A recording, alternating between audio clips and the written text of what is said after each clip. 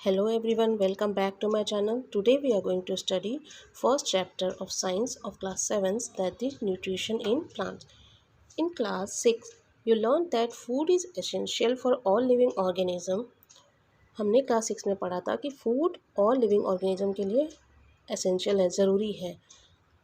और जो भी जितने भी लिविंग ऑर्गेनिज्म हैं like plants, animals, human being, उन सबको फूड चाहिए सर्वाइव करने के लिए। You also learn that carbohydrates, proteins, fats, minerals and vitamins R component of food. हमने ये भी पढ़ा था कि फूड में सम कंपोनेंट्स होते हैं like carbohydrates, protein, fats, vitamins और मिनरल्स। तो ये कंपोनेंट जो हैं वो हमको हेल्प करते हैं, जो भी लिविंग ऑर्गेनिज्म है उनको हेल्प करते हैं। लाइक कार्बोहाइड्रेट्स एनर्जी देता है, प्रोटीन जो है वो वर्न आउट टिश्यू को रिपेयर करने में हेल्प करता है और ग्रोथ एंड डेवलपमेंट में हेल्प करता है। फैट जो है फैट भी एनर्जी देता है। विटामिन्स और मिनरल्स जो लिविंग ऑर्गेनिज्म है उनको डिजीज़ से फाइट करने में हेल्प करते हैं। तो these components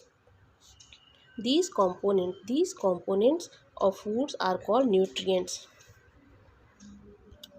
These components of food are called nutrients and are necessary for our body. ये components बहुत ही ज़्यादा ज़रूरी हैं for all living organisms. So all living organism require food. जितने भी लिविंग ऑर्गेनिज्म हैं उनको फूड, उनके लिए फूड ज़रूरी होता है। Plants can synthesise food for themselves but animals including human can not. They get it from plants और एनिमल्स दैट ईट प्लांट्स। जो भी लिविंग ऑर्गेनिज्म है उन सब में से सिर्फ प्लांट्स ही एक ऐसा ऑर्गेनिज्म है जो अपना खाना खुद बना सकते हैं, लेकिन जो एनिमल है और ह्यूमन बीइंग है वो अपना खाना खुद नहीं बना सकते हैं। वो डायरेक्टली या इनडायरेक्टली प्लांट से ही अपना खाना लेते हैं। लाइक जो हर्बीवोर्स एनिमल्स हैं वो प्लांट्स को खाते हैं और फिर जो कार्निवोर और ओमनीवोर्स हैं वो उस डायरेक्टली या तो प्लांट से खाते हैं या फिर एनिमल्स को खाते हैं। तो वो इस तरह से डायरेक्टली और इनडायरेक्टली प्लांट्स पे फूड के लिए डिपेंड हो जाते हैं। Now we come to see mode of nutrition in plants. Plants are the only organism that can prepare food for themselves by using water, carbon dioxide and minerals. Plants ही एक ऐसा living organism है जो अपना खाना खुद बनाते हैं with the help of carbon dioxide, water and minerals. The raw materials are present in their surrounding. ये जो भी रॉ मटेरियल उनको अपना खाना बनाने के लिए चाहिए, कार्बन डाइऑक्साइड, वाटर, मिनरल्स, ये सारा कुछ वो अपने सराउंडिंग से लेते हैं और फूड प्रिपेयर करते हैं। The nutrients enable living organism to build their body, to grow, to repair damage parts of their bodies and provide the energy to carry out life processes. अभी जैसे मैंने पहले ही बताया था कि जो भी न्यूट्रिएंट्स हैं, carbohydrate, protein, fats, mineral, vitamins, ये बॉडी को हेल्प करते हैं to build their bodies, to grow, to repair, to damage part of the body, repair damaged part of the bodies and provide energy to carry out the life processes. So अभी जानेंगे हम nutrition क्या है. Nutrition is the mode of taking food by an organism and its utilization by the body. Mode of nutrition है ऐसा एक तरीका है जिसमें कोई लिविंग ऑर्गेनिज्म किस तरीके से फूड को लेता है और यूटिलाइज करता है, उसको ही मोड ऑफ न्यूट्रिशन कहते हैं. तो बेसिकली मोड ऑफ न्यूट्रिशन जो है वो 2 टाइप्स के होते हैं. तो फर्स्ट है autotrophic nutrition. The mode of nutrition in which organism make food themselves from simple substances is called autotrophic nutrition. ऐसा मोड ऑफ न्यूट्रिशन जिसमें ऑर्गेनिज्म, जो लिविंग ऑर्गेनिज्म है, वो अपना खाना खुद बनाते हैं सिंपल सब्सटेंसेस से, उनको ऑटोट्रॉपिक, उस तरीके को ऑटोट्रॉपिक न्यूट्रिशन कहते हैं. So therefore plants are called autotrophs. Autotrophs क्योंकि वो प्लांट अपना खाना खुद बनाते हैं इसलिए उनको ऑटोट्रॉपस कहते हैं. Animals and most other organism takes in food prepared by plants. जो एनिमल्स हैं, ह्यूमन बीइंग्स हैं, वो अपना खाना खुद नहीं बनाते हैं, वे अपने खाने के लिए दूसरों पे डिपेंड करते हैं, लाइक प्लांट पे डिपेंड करते हैं, इसलिए उनको हेटेरोट्रॉफ्स कहते हैं. Hetero means other. Now we may ask where the food factories of the plants are located, whether food is made in all parts of a plant or only in certain parts. How do plants obtain the raw materials from the surroundings and how do they transport them to food factories of the plants? अभी यहाँ there are so many questions asked like अगर plants अपना खाना खुद बनाते हैं तो वो खाना कहाँ बनाते हैं? क्या पूरे जो प्लांट के पार्ट्स हैं उसमें खाना बनता है, पूरा प्लांट ही खाना बनाता है, या फिर कोई स्पेशल या स्पेसिफिक कोई पार्ट है जिसमें खाना बनता है? अगर कोई स्पेसिफिक पार्ट है तो खाना जो बनता है उसके लिए जो रॉ मटेरियल है उस पार्ट तक कैसे जाता है, तो वो हम अभी आगे जानेंगे. Like photosynthesis food making process in plants. जैसे कि हमने अपनी लोअर क्लासेस में भी पढ़ा है कि प्लांट्स अपना खाना खुद बनाते हैं, वो एक प्रोसेस होता है जिसको कहते हैं photosynthesis. Leaves of the food factories of the plant. Leaves जो हैं food factory of the plants हैं. फूड फैक्ट्री क्यों है लीव? क्योंकि जो पत्तियां हैं प्लांट्स की उसमें ही खाना बनता है, इसलिए उसको फूड फैक्ट्री कहते हैं. फूड फैक्ट्री मतलब जहाँ खाना तैयार किया जाता है. Therefore all the raw materials must reach the leaf. तो जैसा कि अगर फूड में खाना बनता है तो सारे जो रॉ मटेरियल्स हैं like carbon dioxide, water, minerals, इन सबको लीफ तक पहुंचना होगा. तो ये कैसे लीफ तक पहुंचते हैं अभी हम ये जानेंगे. Water and minerals present in the soil are absorbed by the roots and transported to the leaf. जैसा हम सब जानते हैं कि वाटर और मिनरल्स जो हैं प्रेजेंट होते हैं सॉइल में, और जो प्लांट है वो उसकी जो रूट है वो सॉइल में फिक्स होती हैं. तो वो जो रूट है वो एब्जॉर्ब करते हैं वाटर एंड मिनरल्स को and then transport them to the stem and through stem it reaches to the leaf. Then next raw material is carbon dioxide. तो जो लीफ है पत्तियों को कार्बन डाइऑक्साइड कहाँ से मिलता है? जैसा हम जानते हैं कार्बन डाइऑक्साइड प्रेजेंट होता है एटमॉस्फेयर में, हवा में. तो पत्तियाँ जो एयर कार्बन डाइऑक्साइड है वो एयर से लेती हैं. तो कैसे लेती हैं? वो एयर से कैसे लेती हैं? तो पत्तियों के जो लीफ के सरफेस है, lower side of the leaf, जो पोर्स आर कॉल्ड स्टोमाटा. हम जैसा मैंने बताया जो छोटे छोटे से पोर्स होते हैं उनको स्टोमाटा कहते हैं, और ये 2 गार्ड सेल से सराउंडेड होते हैं. ये गार्ड सेल ही स्टोमाटा को ओपन और क्लोज करते हैं. लाइक जब गार्ड सेल स्वेल्स अप हो जाते हैं, फूलते हैं, तब स्टोमाटा क्लोज हो जाता है, और जब वो सिंक हो जाते हैं तो स्टोमाटा ओपन हो जाता है. और जैसे ही वो जब सिंक होते हैं तो वो पत्तियाँ जो है वो कार्बन डाइऑक्साइड को ट्रैप कर लेती हैं. Now we come to the next paragraph, that is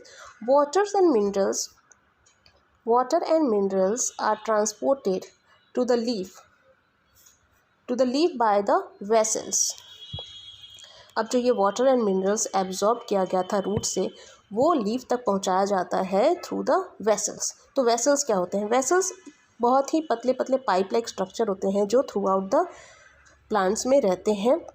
from root में रहते हैं, स्टेम में, ब्रांचेस में, लीव्स में, हर जगह फैले रहते हैं. तो इनको कहते हैं वेसल्स.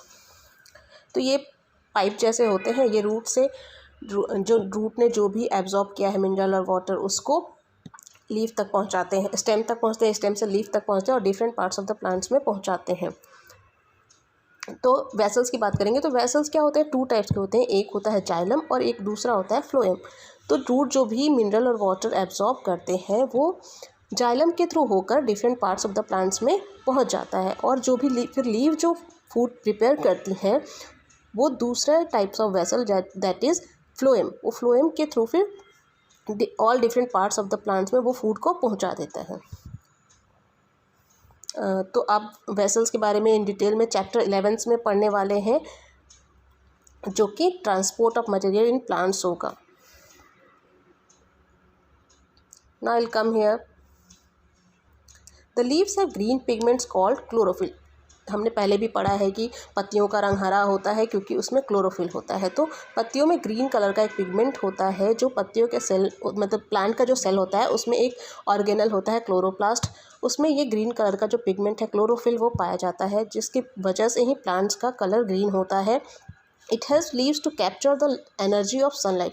ये जो क्लोरोफिल है ये क्लोरोफिल ही पत्तियों को हेल्प करता है सनलाइट को ट्रैप करने में और टू यूज एंड एनर्जी जो एनर्जी है उसको कन्वर्ट करके फूड बनाने के लिए. तो this energy is use to synthesise food from carbon dioxide and water. Since the synthesis of food occurs in the presence of sunlight. ये जो फूड बनाने का, पत्तियों का जो खाना बनाने का प्रोसेस है वो सनलाइट के प्रेजेंस में होता है, इसलिए इस प्रोसेस को फोटोसिंथेसिस कहते हैं। फोटोसिंथेसिस कहते हैं क्योंकि photo means light and synthesis means जो कंबाइन। तो पत्तियाँ इसमें क्या कर रही हैं, फोटो मीन्स लाइट और सिंथेसिस मीन्स कंबाइन। तो सनलाइट की प्रेजेंस में जो लीव्स हैं वो कार्बन डाइऑक्साइड और वाटर को कंबाइन करके फूड प्रिपेयर कर रही हैं। So we find that chlorophyll, sunlight, carbon dioxide and water are necessary to carry out the process of photosynthesis. तो जैसा कि हम जानते हैं कि फोटोसिंथेसिस की प्रोसेस के लिए सनलाइट, कार्बन डाइऑक्साइड, वाटर ये सब कुछ ज़रूरी है। तो it is a unique process on the earth. ये बहुत ही यूनिक प्रोसेस है ऑन द अर्थ, जिसमें सोलर एनर्जी को कैप्चर करके लीव्स उसको एज अ फूड प्रिपेयर करके उसको स्टोर करते हैं in the form of food. तो therefore sun is the ultimate source of energy for all living organism. ऐसा क्यों कहा जा सकता है, क्योंकि जो भी फूड हम खाते हैं वो सनलाइट की जो एनर्जी को लीफ ने यूज़ किया है उसको ही वो फूड के रूप में प्रिपेयर करके अपने में स्टोर करते हैं और उनके द्वारा वो एनर्जी हम में आती है, एनिमल्स में आती है। तो सन ही अल्टीमेट सोर्स ऑफ एनर्जी है। Can you imagine life in the absence of photosynthesis? क्या हम इमेजिन कर सकते हैं life on earth without photosynthesis? No, it is not possible. ऐसा इसलिए नहीं है क्योंकि जो हमको पता है कि सिर्फ प्लांट्स ही ऐसे ऑर्गेनिज्म है जो अपना खाना खुद बनाते हैं और वो अपना खाना सनलाइट को ट्रैप करते हैं, कार्बन डाइऑक्साइड और वाटर को इन the presence of chlorophyll and sunlight convert करते हैं कार्बोहाइड्रेट्स में और ऑक्सीजन गैस उसमें रिलीज़ होता है। तो अगर फोटोसिंथेसिस का प्रोसेस ही नहीं होगा तो अर्थ पे कोई भी फूड अवेलेबल नहीं होगा, कोई ऑक्सीजन नहीं होगा। और ऑल लिविंग ऑर्गेनिज्म को, जैसा कि हम जानते हैं, फूड तो चाहिए ही और ऑक्सीजन भी चाहिए ही ब्रीदिंग करने के लिए। यहाँ एक ब्लू बॉक्स दिया गया है, तो चलो अभी हम अब देखते हैं कि इसमें कुछ लिखा गया है, सेल्स। What are sales? आपने कभी दीवार बनते हुए देखा होगा। जब घर के लिए दीवार बनती है तो वो छोटे छोटे ब्रिक्स से बनते हैं। छोटे छोटे ब्रिक्स को जोड़कर एक दीवार बन जाता है, फिर दीवार से एक घर बन जाता है। तो वैसे ही जो हमारी बॉडी है, जो लिविंग ऑर्गेनिजम्स की बॉडी है, वो छोटे छोटे ब्रिक्स से बने हैं। उन ब्रिक्स को सेल्स कहते हैं। तो सेल्स को अगर को डिफाइन करने के लिए कहा जाए तो आप कह सकते हैं cell is the structural and functional unit of life. ये सबसे स्मॉलेस्ट यूनिट ऑफ लाइफ है। तो सेल को हम अपनी आँखों से नहीं देख सकते हैं, उसके लिए हमको माइक्रोस्कोप की ज़रूरत होती है। तो सेल जो है, सेल में क्या होता है, सेल में एक आउटर बाउंड्री होती है जिसको कहते हैं सेल मेम्ब्रेन, जिसको कहते हैं सेल मेम्ब्रेन। ये सेल को कवर्ड करके रखता है। उसके बाद सेल के अंदर एक न्यूक्लियस होता है, एक स्फेरिकल राउंड लाइक स्ट्रक्चर आप यहाँ देख सकते हैं उसको। So the nucleus is surrounded by a jelly like structure is called cytoplasm. Cytoplasm क्या होता है? साइटोप्लाज्म एक जेली लाइक स्ट्रक्चर होता है जो न्यूक्लियस के बाहर सेल में रहता है। और what is the function of cytoplasm? Cytoplasm जो है वो जो सेल में जितने भी ऑर्गेनल्स होते हैं उनको वो होल्ड करके रखता है उनकी प्लेस पे, और it protect them from the damage.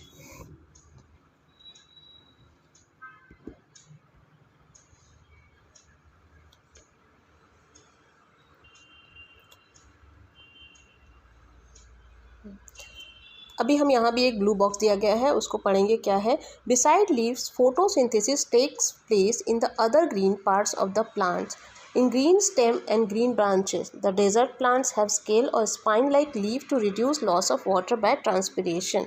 अब हम जैसा कि जानते हैं डेजर्ट में डेजर्ट जो है वहाँ पे पानी की कमी होती है, वाटर की कमी होती है। तो वहाँ जो प्लांट्स होते हैं उन्होंने उसमें जो लीफ होता है वो मॉडिफाइड होकर स्पाइन के रूप में कन्वर्ट हो जाता है। और जो स्टेम है वो ग्रीन कलर के होते हैं, लाइक अपने कैक्टस का प्लांट देखा होगा, उसमें जो छोटे छोटे से कांटे के जैसा होता है वो ही प्लांट का लीफ होता है। और जो ग्रीन कलर का है वो उसका स्टेम होता है। तो जो स्टेम है वो उसमें फोटोसिंथेसिस का प्रोसेस कैरी होता है।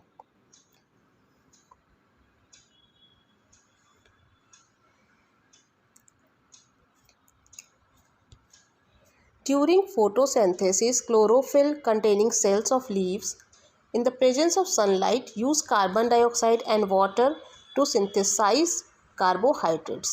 अभी you can see a equation is here जिसमें लीव्स जो है कार्बन डाइऑक्साइड और वाटर को इन the presence of sunlight and chlorophyll convert करती हैं कार्बोहाइड्रेट एंड ऑक्सीजन गैस में. ऑक्सीजन गैस रिलीज हो जाता है एटमॉस्फेयर में और कार्बोहाइड्रेट जो है वो प्लांट्स के द्वारा यूज किया जाता है और स्टोर किया जाता है different parts of the plants में.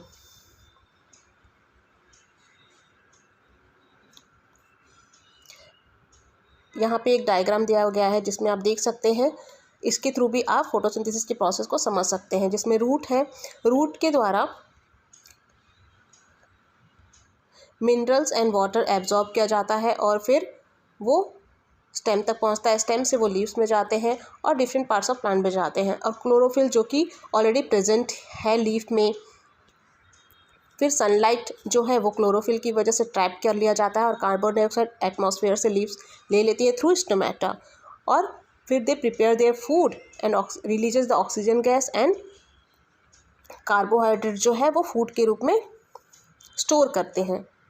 During the process, oxygen is released. The presence of starch in the leaf indicate the occurrence of photosynthesis. Starch is also a carbohydrate. अब जो ये फूड कार्बोहाइड्रेट बनाती हैं वो लेटर ऑन कन्वर्ट हो जाता है स्टार्च के रूप में. तो वो जो प्लांट्स है वो उसको स्टोर कर लेते हैं इन द डिफरेंट पार्ट्स. फिर उससे वो लिविंग ऑर्गेनिज्म लाइक जो ह्यूमन बींग्स है वो और एनिमल्स उसको खाते हैं और फिर वो एनर्जी के रूप में यूटिलाइज करते हैं.